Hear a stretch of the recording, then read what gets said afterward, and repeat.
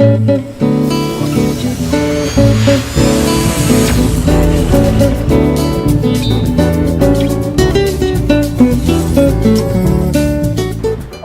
amigos, iniciamos ya nuestra sección Entre Periodistas, hoy con el tema del estudiante, esa labor tan ardua que hay que realizar los chiquitos, los medianos y los grandes, y que es tan difícil pero importante en la vida, ¿verdad, Miguel? Claro que sí, el estudio es la base primero del conocimiento.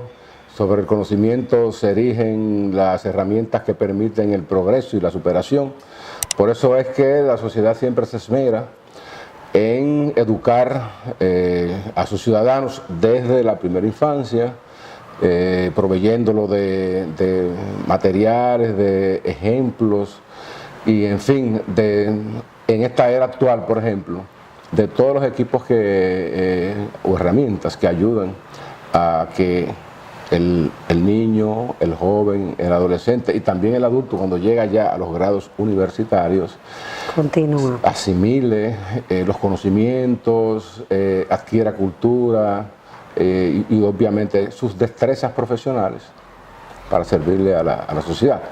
Desde el campo en que él decida, preferentemente si va en correspondencia con su vocación natural, es decir, con lo que él quiere ser y hacer. Sí.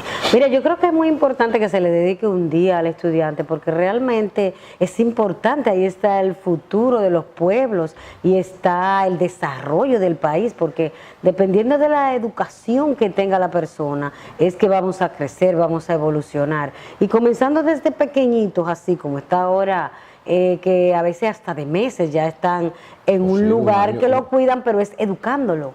O sea, y a las madres desde el embarazo se le enseña cómo educar al niño y todo lo que él va a hacer, desde amamantarse, desde bañarse, jugar, todo es con un sistema educativo que ha funcionado muy bien, porque hemos visto, Miguel, que estas generaciones nuevas están mucho mejor formadas que nosotros, que fuimos a la escuela a los 7 años, es verdad, y de algunos a los 5 y a los 4, pero es que ahora es desde bebé, 2 años, 3 años, entonces ya cuando son adolescentes, aunque hay otro tipo de situaciones con los jóvenes, pero vemos que pueden estar muy bien formados porque vienen desde pequeños y es la muestra de la educación. No, y no solamente por eso, sino porque tienen a su favor todo el andamiaje universal de la cultura a través del Internet. O sea, para un estudiante de esta época, ir a las fuentes de la historia, a las fuentes de la medicina, en definitiva, al de los hechos mismos que forman la noticia diaria, ese acceso tan fácil le permite a la persona, no vamos a situarla por categoría, pero le permite a la persona tener una idea de lo que es el mundo de hoy. Entonces, con las destrezas tecnológicas, la educación ha dado un paso de avance, porque acerca más al estudiante justamente a la verdad que anda buscando. Más fácil, o sea, simplifica muchos procesos de lectura, de educación, de estudio. Es decir, que ahora mismo los estudiantes pueden, digamos, no solamente compartir sus conocimientos y confrontarse con el profesor, sino también con los demás alumnos. Es decir, pueden hacer sus tareas también a distancia, pueden recibir la educación a distancia. Es decir, que si antes alguien tenía la dificultad de ir físicamente de un sitio a otro a recibir educación, bueno, ya esto ha cambiado. Además, recuérdate que la formación tradicional estaba estructurada sobre la base de un currículum. Ustedes decían, esta historia aquí, aquí, aquí, aquí. Bueno, ya no, ya el estudiante tiene plena libertad para ir a distintas fuentes, no solamente la que está en los libros de ese grado. Sí, lo que significa que ser estudiante en esta época ya no es una cosa tan grave, tan fuerte para un niño, porque fíjense, nosotros recordamos que había que levantarse muy tempranito, le ponían muchas tareas, cargar muchos libros y una mochila, y los profesores... Ir a la biblioteca a buscar la información, porque no es ahora. Pero lo peor de todo era la rigidez de los maestros. Ahora no, ahora el maestro es más relajado, ya no tiene tanto estrés, tanta tensión, aunque rigor, sí hay que mantener el rigor en la educación, pero vemos un maestro más comprensivo, un maestro que cuando un niño llega llorando o llega triste, comprende que ese niño está en una situación y no lo presiona. Fíjate que en otros tiempos a muchos niños no se les permitía ir al baño, no se le permitía no llevar la tarea, se le daban reglazos, no se le permitía equivocarse. Si tú levantabas la mano y te equivocabas, era una tragedia. Entonces muchos niños no querían ir a la escuela, porque ir a la escuela, si tú no habías hecho la tarea, era un trauma. Entonces en estos tiempos se es más flexible los maestros y los estudiantes también tienen más facilidades de buscar las clases y tienen más ayuda de los padres también, que están más integrados. Sí, fíjate que ya, por ejemplo, en el orden universitario hay universidades virtuales. Sí, esa es otra novedad. Que la universidad te va enseñando a través de plataformas digitales las clases, tú vas examinándote, te van dando las puntuaciones y luego puede venir un periodo presencial muy corto para confrontarse con el catedrático y todo eso. Se hace totalmente o sea que ya online. Se puede hacer hasta desde tu propia casa. Sí, online o semipresencial, que es que tú haces unos cuantos días en tu casa y algunas veces cuando tienes que hacer una práctica, o sea, ese sistema también un avance. Estamos hablando, por ejemplo, del estudiante en un contexto de facilidades para adquirir y asumir conocimientos. Ahora bien, hay una tendencia también en muchos jóvenes en no seguir el patrón tradicional que establecen los niveles de las escuelas o de las universidades. Sí, estudiar a su manera. Y estudiar a su manera y otra cosa. Sí. Que no son que no va dentro de la enseñanza formal, dentro de este esquema pero formal. Estudian y se nutren. Claro, y son técnicos, van a la tecnología, entonces acuden a politécnicos, a institutos especializados, o por ejemplo en el caso del Infotep, que ahora ha tomado una medida muy importante. Infotep ha preparado 21 talleres móviles, es decir, son escuelas móviles que van a barrios, que van a lugares. Entonces todos esos muchachos se les facilitan las cosas, que han desertado de las escuelas, aquí por lo difícil que...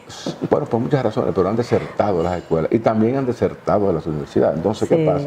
Te llevan el aula, digamos, el aparato, el taller móvil, y tú aprendes mucha tecnología y muchísimas destrezas. Y eso lo están llevando también a la frontera. Es decir, que ya la educación te llega a ti, aunque tú no quieras, por todas partes. Sí, y eso que tú decías, mira, también a mí me llama la atención del estudiante que estudia lo que quiere. Fíjate, una de las definiciones de los técnicos que explican todo lo que está pasando ahora con la tecnología y toda la comunicación es que antes el estudiante se nutría de la información que le daba el maestro. Ahora el estudiante va a las escuelas por formalidad y aprende dentro de las aulas. Diríamos que no es que no aprende, pero el estudiante aprende lo que quiere aprender. Dicen los mismos maestros que el estudiante cuando le interesa un tema, una clase, ahí es brillante y no. Y en su casa también estudia y busca lo que le interesa.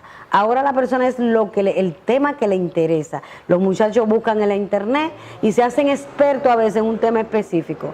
Eso por un lado. Y otra cosa que también está dentro de la modernidad y los estudios es las academias en la tercera edad. Que tú sabes que había un mito antes de que, bueno, si yo no estudié, pues me quedé ahí. Que me quedé a cierta edad. Ya no puedo estudiar porque se me pasó el tiempo de estudiar. No, ahora estamos en la época global, la apertura de todo el mundo puede hacer de todo y así mismo puede estudiar sin límite. Bueno, de hecho, tú has visto últimamente en universidades dominicanas cómo gradúan a personas de 70 y 80 años. Es más, no solamente eso, Wendy. Vámonos a ir no al terreno ya de la educación superior.